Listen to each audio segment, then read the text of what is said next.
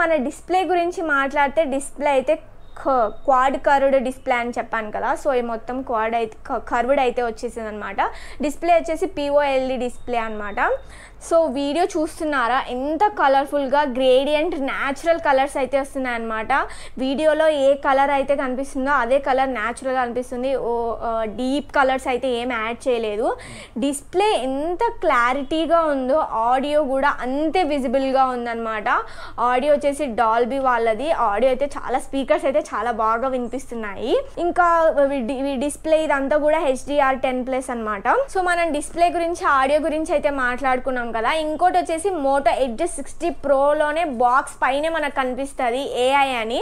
So ఇందులో AI feature అయితే ఉంది. ఇక్కడ సైడ్ అయితే AI బటన్ అయితే కనిపిస్తుంది కదా. ఇది డబుల్ క్లిక్ ఇస్తే మనకి ఇలా టేక్ నోట్స్ అయితే ఓపెన్ అయింది. నేనైతే టేక్ నోట్స్ అనే ఆప్షన్ పెట్టుకున్నాను అనమాట.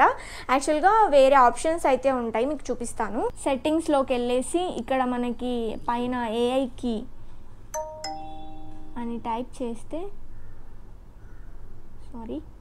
AI key